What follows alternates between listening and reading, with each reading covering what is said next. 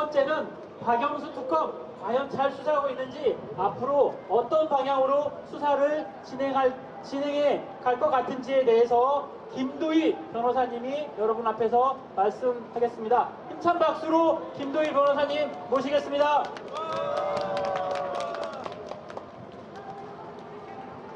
안녕하세요. 민변 박근혜 정권 퇴진 및 헌정질서 회복 특별위원회에서 특검 대응팀 및 범죄 수익 환수 TF에 있는 김도희라고 합니다. 반갑습니다.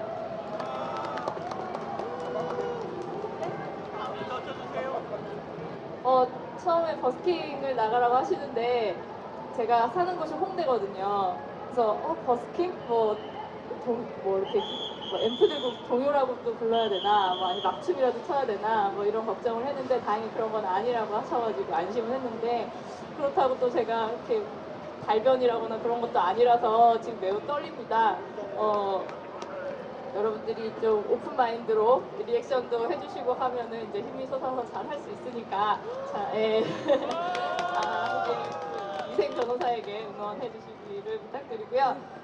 제가 오늘 말씀드릴 주제는 박영수 특검 이대로 잘하고 있는가 이건데, 사실 전체적으로는 저는 상당 부분 잘하고 있다라고 생각을 합니다. 근데 이제 잠깐 우리가 한두 달 전으로 돌아가서 특검이 왜 처음에 발족이 됐나, 특검법이 왜 발효되게 되었나, 우리는 왜 특검법을 만들어서 특검이 수사를 해야 한다고 하게 되었나를 생각을 해보면 여러 가지가 있겠지만 특검 자체에 대한 태생적인 한계라고 볼 수 있을 것 같아요.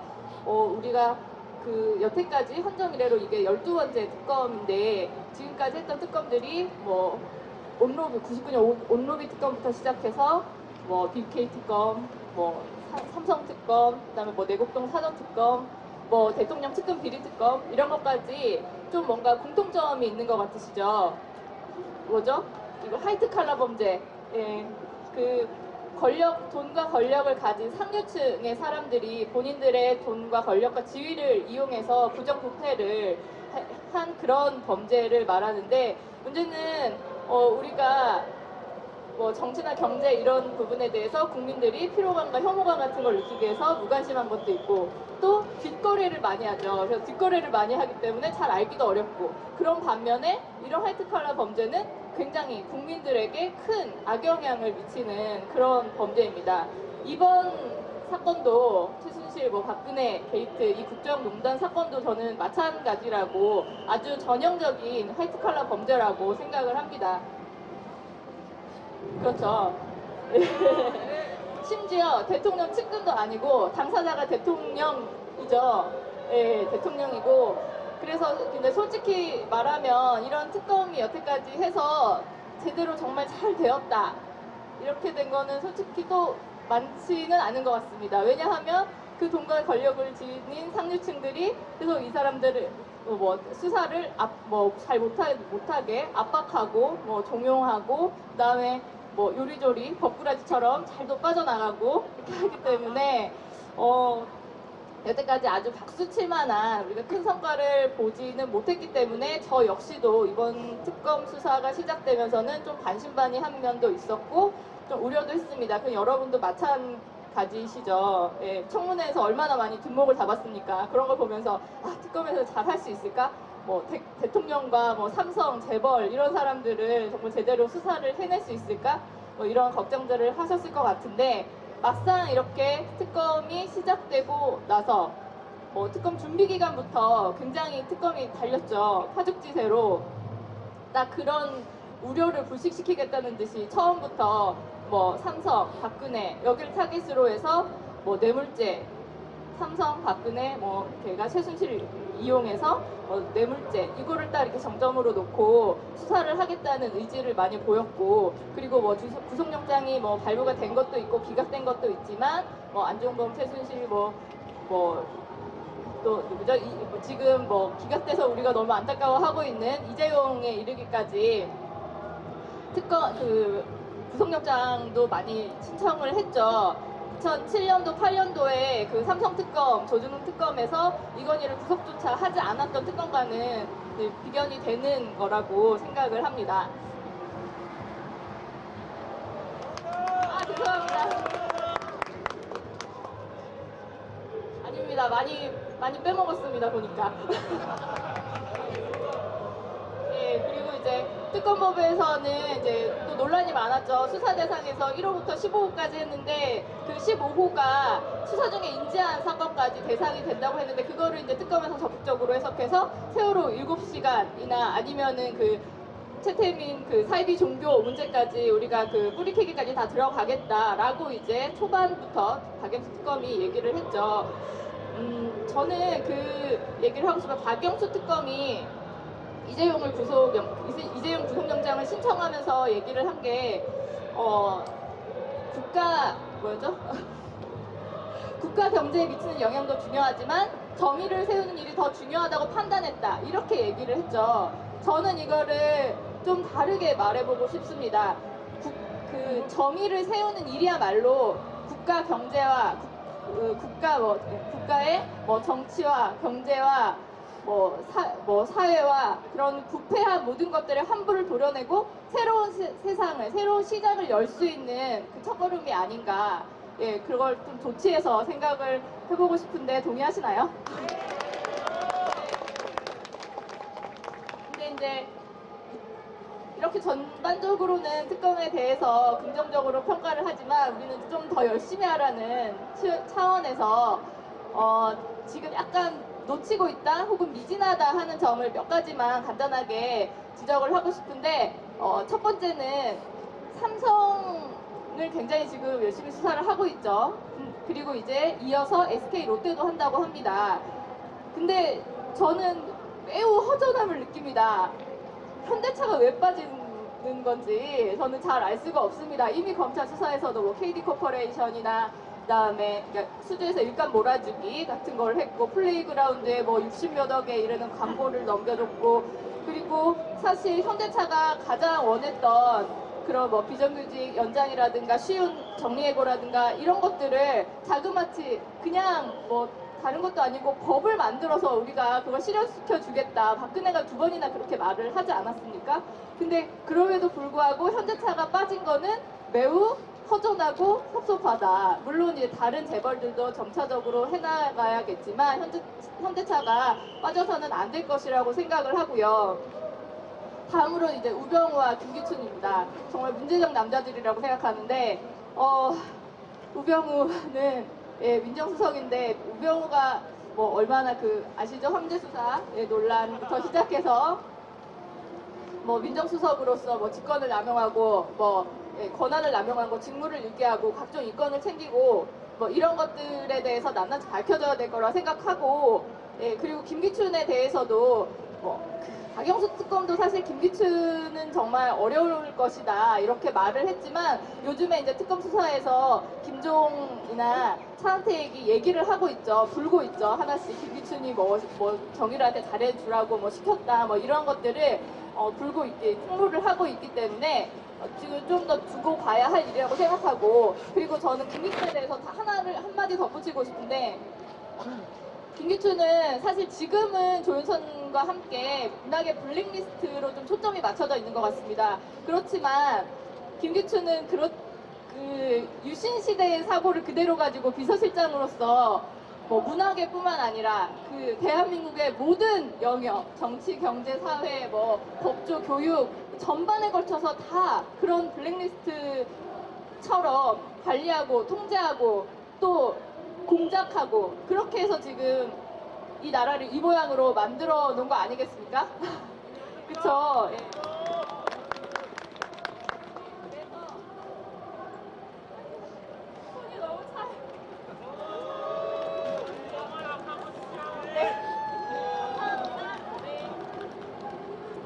예, 그래서 이런 점들이 꼭 밝혀져야 된다고 생각하고 다른 뭐 세월호 7시간이나 뭐 최태민 사이비 뭐 이런 것도 다 이제 뭐 더 밝혀져야 된다고 생각하지만 시간 관계상 마지막으로 이제 특검이 우리가 앞으로 특검에게 바라는 점에 대해서 뭐 한 2가지 정도만 말을 하자면 하나는 특검이 지금도 잘하고 있지만 앞으로도 지금 너무 이제 잘하고 있다고 국민들이 이렇게 축켜 세우니까 혹시라도 자칫 국민들의 목소리 목소리를 좀 간과하거나 소홀하지 않고 예를 들어서 뭐 탄핵 이후에 저는 탄핵이 될 거라고 굳게 믿고 있는데 탄핵 이후에 박근혜 대통령에 대해서 어떻게 할 것인지 바로 뭐 속출을 할 것인지 뭐 이런 점들에 대해서 끝까지 눈치 보지 않고 무릎 꿇지 않고 이제 계속 특검이 지금처럼 기준을 세우고 나가야 될 것이라고 생각을 하고요.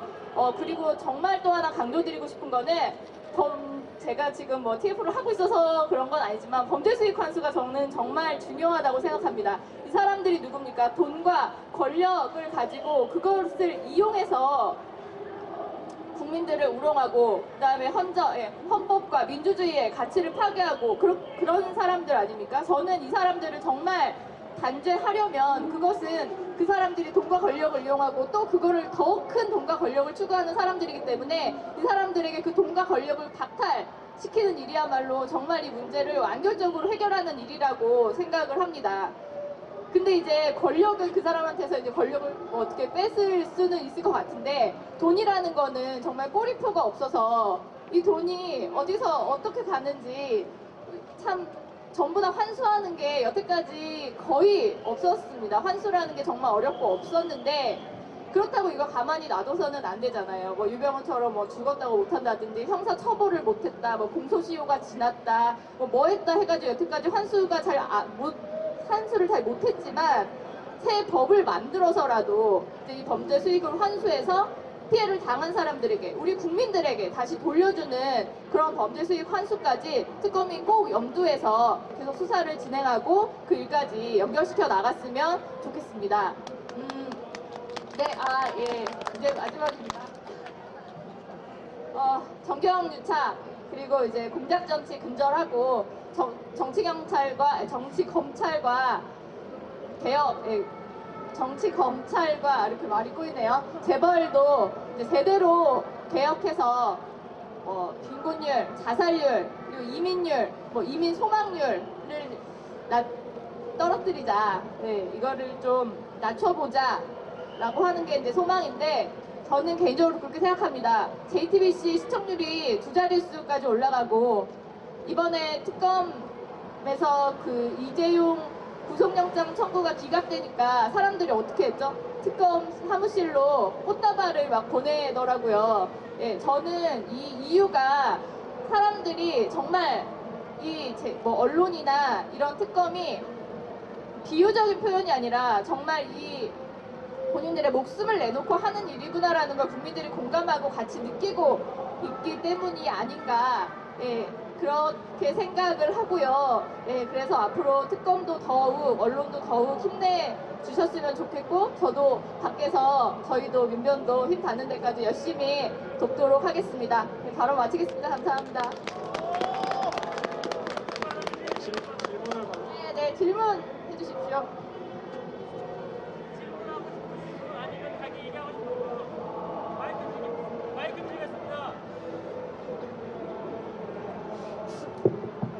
마이크 가까이 계신가요? 혹시 편하게 한 말씀 하고 앞에 계시네요. 네. 액수가 얼마 정도 된다고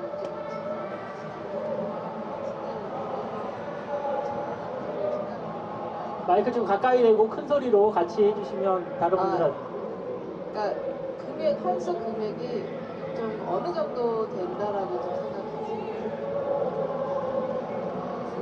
정말